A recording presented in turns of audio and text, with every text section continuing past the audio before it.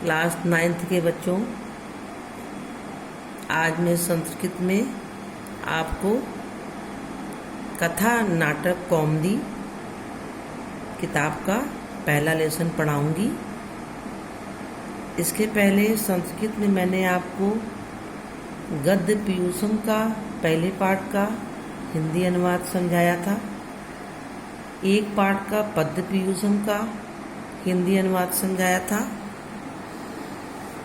आज मैं कथा नाटक कौमुदी, जो आपकी पुस्तक का नाम है, उसके अंतर्गत क्या आता है। पाठ का सारांश आता है लिखने के लिए, पात्रों का चरित्र चित्रण और अभ्यासार्थ में प्रश्नोत्तर। ये 3 चीज़ें आपकी इसमें से आती हैं। संस्कृत में ही प्रश्न होते हैं और संस्कृत में ही उसके छोटे छोटे उत्तर लिखे जाते हैं। तो जो मैं आपको पहला पाठ पढ़ाने जा रही हूँ उसका नाम है गार्गी याज्ञवल्क्य संवाद। ये आपके कथा नाटक कौमुदी का पहला पाठ है। इसके परिचय है, पहले आपको मैं कुछ बताऊंगी। इसका परिचय क्या है। उपनिषद ग्रंथ का नाम आपने सुना होगा, जो भारतीय मनीषियों की आध्यात्मिक चेतना के प्रतीक है। जो आपकी कथा नाटक कौमुदी के अंतर्गत ये नाटकों का समावेश किया गया है आपके संस्कृत विषय में। इन नाटकों के समावेश का मुख्य उद्देश्य क्या है मालूम है। ये है अध्ययन के प्रति बच्चों में रुचि उत्पन्न करना। नाटक में बच्चों को मज़ा बहुत आता है, तो इसलिए एक आपका गद्य हो गया, एक पद्य हो गया, और ये नाटक है। नाटक के द्वारा आपको प्रश्नोत्तर तैयार करने होंगे संस्कृत में, और इसका सारांश और जो पात्र होंगे उनके चरित्र चित्रण। तो अब आप इसका परिचय देखिए। गार्गी और याज्ञवल्क्य दोनों पात्र हैं, बहुत ही विद्वान। उनका ये परिचय है कि ये किसमें से, ये पाठ किसमें से लिया गया है। ये उपनिषद ग्रंथ भारतीय मनुष्यों की आध्यात्मिक चेतना के प्रतीक हैं। वैदिक साहित्य का अंतिम भाग होने के कारण इन्हें वेदांत भी कहा जाता है। मतलब वेदों का जो अंत हुआ वो इसी में से इसके बाद हुआ। यद्यपि उपनिषदों की संख्या शताधिक है, शताधिक माने 100 से भी अधिक है, किंतु इनमें प्राचीन एवं प्रामाणिक उपनिषदों की संख्या एकादश अर्थात 11 ही मानी जाती है। बृहदारण्यक उपनिषद इन्हीं में से एक है, और जो ये हमारा पहला पाठ है गार्गी याज्ञवल्क्य संवादा, ये इसी उपनिषद में आए हुए एक आख्यान पर आधारित है, जिसमें मिथिलाधिपति मतलब मिथिला के जो राजा थे जनक, उनकी सभा में महर्षि याज्ञवल्क्य से परम विदुषी गार्गी वैदुष्यपूर्ण शास्त्रार्थ करती हैं। याज्ञवल्क्य और गार्गी की इस शास्त्र चर्चा द्वारा हमें इस बात की जानकारी होती है कि प्राचीन भारत में जो स्त्रियां होती थीं वो भी उच्च शिक्षित हुआ करती थीं। अब मैं आपको इस पाठ का सारांश बताना चाहूँगी। सर्वोच्च ब्रह्मज्ञानी की खोज। आज से बहुत काल पहले जो मिथिला के नरेश थे, महाराजा जनक ने एक यज्ञ का आयोजन किया। इस यज्ञ में कुरु और पांचाल देशों से महान विद्वान ब्राह्मण बुलाए गए। महाराज जनक ने ब्रह्म विद्या में सर्वाधिक पारंगत विद्वानों का पता लगाने की इच्छा से सोने से मढ़े हुए, मंडित माने मढ़े हुए सींगों वाली 1,000 गायें माने 1000 गायें मंगवाकर सर्वश्रेष्ठ ब्रह्मज्ञानियों को उन्हें ले जाने के लिए कहा। महाराज जनक ने ये घोषणा की को सुनकर सभी ब्राह्मण मौन हुए बैठे रहे, और उन गायों को ले जाने के लिए कोई भी ब्राह्मण नहीं उठा, उद्यत नहीं हुआ। इसी बीच याज्ञवल्क्य ने अपने एक शिष्य को सब गायें अपने आश्रम में ले जाने के लिए कहा।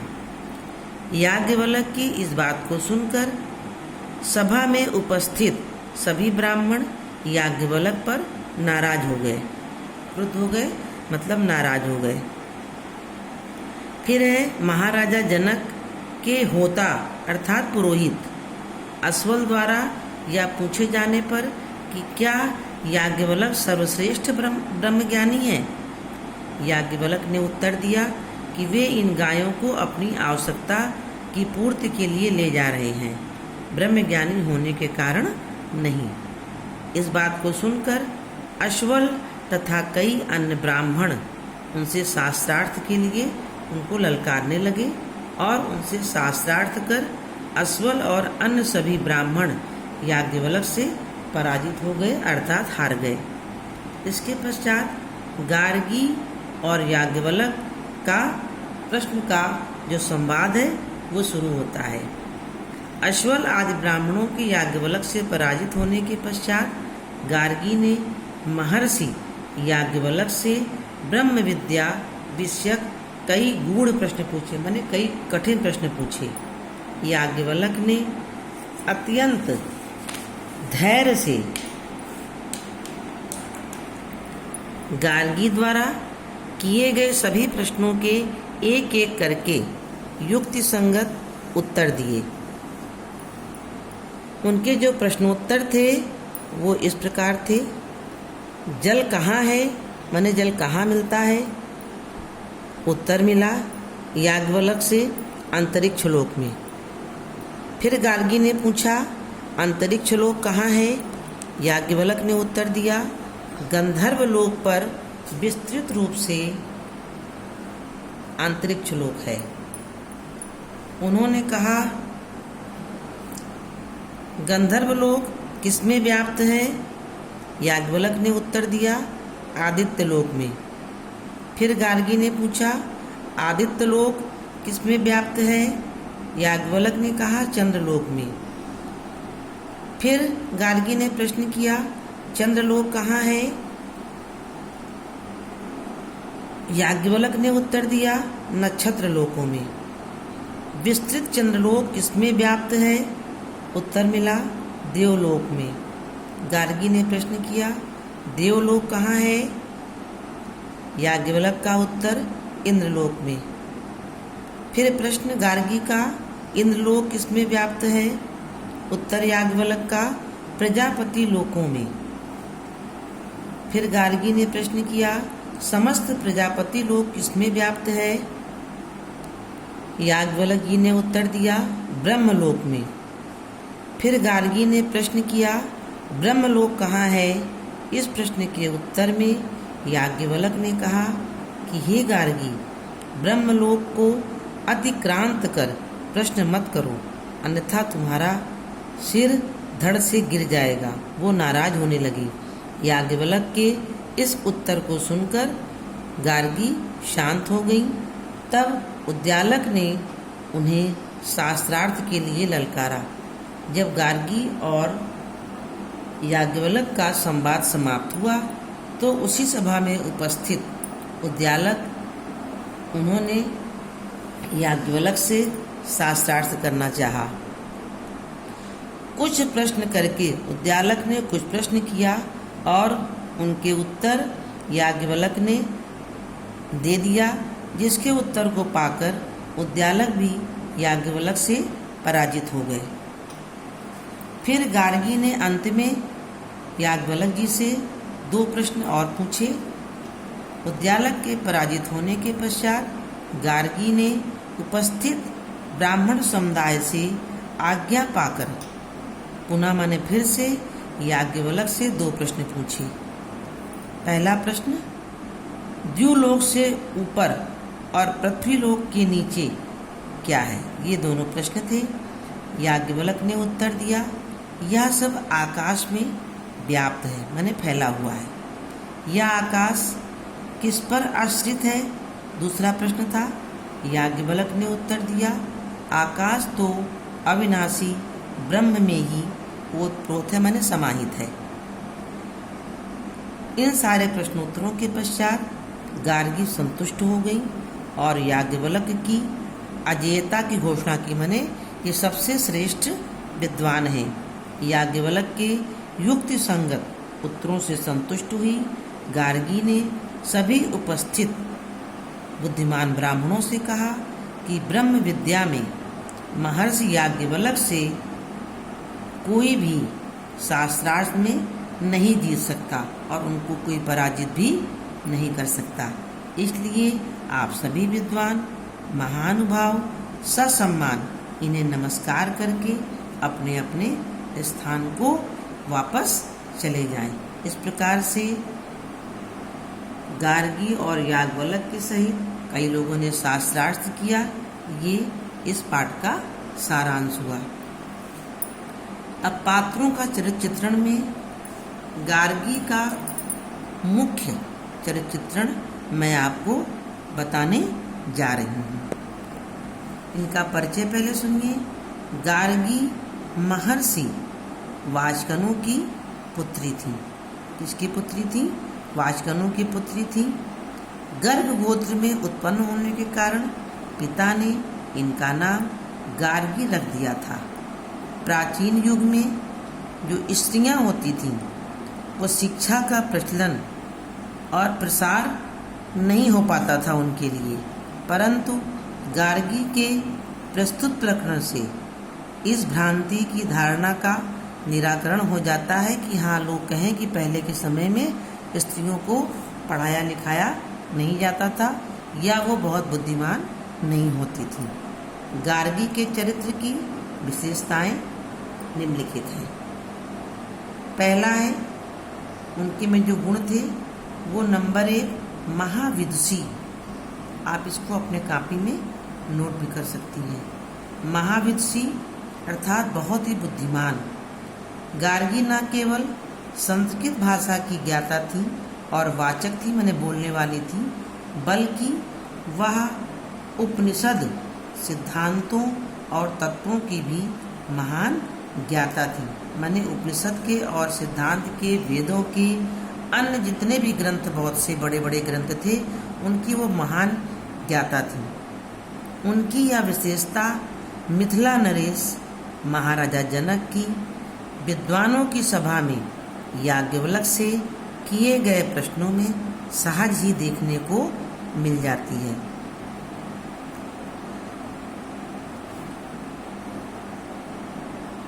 इसके बाद आता है नंबर 2 शास्त्रीय मर्यादा की पालिका।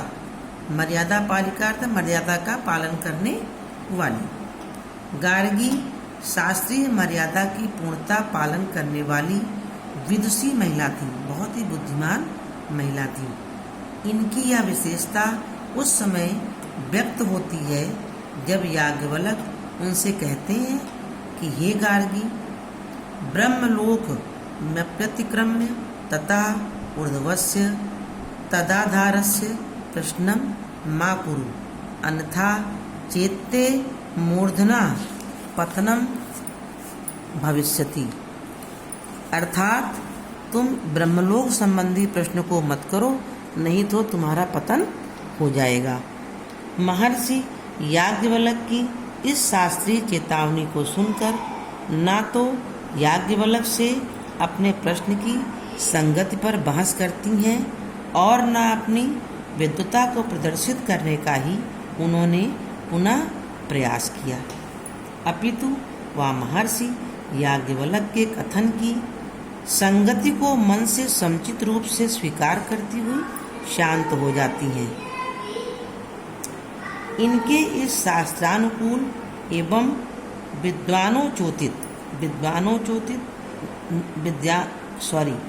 विद्यानोचित व्यवहार से उनकी शालीनता और निरभिमानता माने अभिमान का न होना प्रदर्शित होता है। नंबर 3 उनका चरित्र चित्रण के अंतर्गत उद्यात्मना एवं सुसंस्कृता। गार्गी एक उदार मन वाली, उदात्मना होता उदार मन वाली माने बहुत दयालु मन वाली, बहुत दयालु चित्त वाली एवं सुसंस्कृत महिला है। वह सुसभ्या एवं सुशिक्षित भी हैं।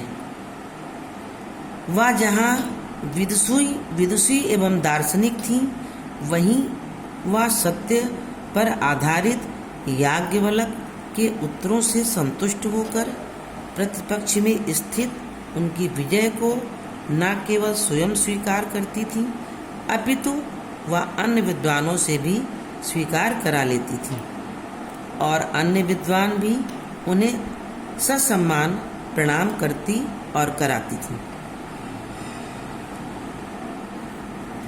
चौथा देखिए, दर्शन शास्त्र की गहन ज्ञात्री, अर्थात दर्शन शास्त्र का गहन ज्ञान रखने वाली, माने गूढ़ ज्ञान रखने वाली गार्गी दर्शन शास्त्र की महान ज्ञाता थी। उनकी यह विशेषता उस समय स्पष्ट होती है जब वह महर्षि याज्ञवल्क्य से दर्शन संबंधी ऐसे गहन प्रश्न पूछती हैं जिनका उत्तर देने में याज्ञवल्क्य जैसे ब्रह्मवादी को भी कठिनाई का अनुभव होता है। उनका अंतिम प्रश्न कि ब्रह्मर्षि कुत्र खलु ब्रह्मलोका, मैंने निश्चय ही ब्रह्मलोक कहाँ है, इस पर याज्ञवल्क्य को शास्त्रीय व्यवस्था की शरण लेनी पड़ जाती है। याज्ञवल्क्य की उत्तेजना संभवतः इस प्रश्न के उत्तर देने में उनकी अक्षमता की सूचक है।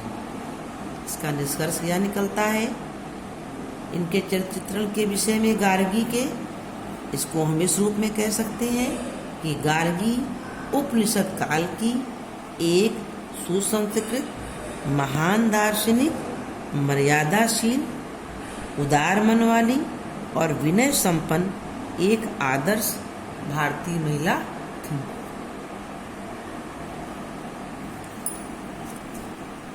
अब कुछ मैं इसके आपको संस्कृत के छोटे छोटे लघुत्तरी माने छोटे छोटे संस्कृत के प्रश्न हैं और उनके उत्तर हैं, वो मैं आपको बताने जा रही हूँ। प्रश्न देखिए, जनकः कः आसीत्, कः माने कौन, आसीत् माने थे, जनका माने राजा जनक। राजा जनक कौन थे, इसका संस्कृत में ही उत्तर जनकः मिथिलाधिपः आसीत्। जो राजा जनक थे वो मिथिला के राजा थे। दूसरा प्रश्न है, जनकस्य यज्ञे कुता ब्राह्मणा समागतः। पहले इसकी हिंदी आप ओरल समझ लीजिए कि जनक के यज्ञ में कहाँ से ब्राह्मण समागता मने आए थे, बुलाए गए थे। इनका उत्तर है संस्कृत में जनकस्य यज्ञे ब्राह्मणा कुरु पांचाल देशेभ्यः समागता। इसकी ओरल हिंदी देखिए, जनक के यज्ञ में ब्राह्मण लोग जो आए थे वे कुरु पांचाल देश से समागता मने आए थे। अगला प्रश्न देखिए, याज्ञवल्क्यः स्वशिष्यं किम अकथयत्। याज्ञवल्क्य ने स्व माने अपने शिष्य से क्या कहा, इसका उत्तर देखिए, पहले संस्कृत में फिर हिंदी में।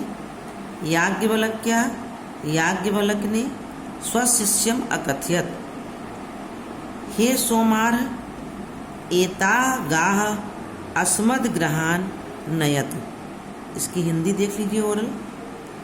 लेकिन आपको जबकि संस्कृत का प्रश्न में संस्कृत का ही उत्तर लिखना है, मैं आपको सिर्फ इसकी हिंदी थोड़ी सी बता देती हूँ। याज्ञवल्क्य ने अपने शिष्य से कहा, हे सोमार एता गा, इन सारी गायों को अस्मद् गृहान नयतु, मेरे घर ले चलो। अगला प्रश्न है, जनकस्य होता का आसीत्। जो जनकस्य के होता माने होता है उनके पुरोहित, जनक के पुरोहित कौन थे? उत्तर है अस्वलः जनकस्य होता आसीत्। अर्थात जो अस्वल थे वो जनक के पुरोहित थे।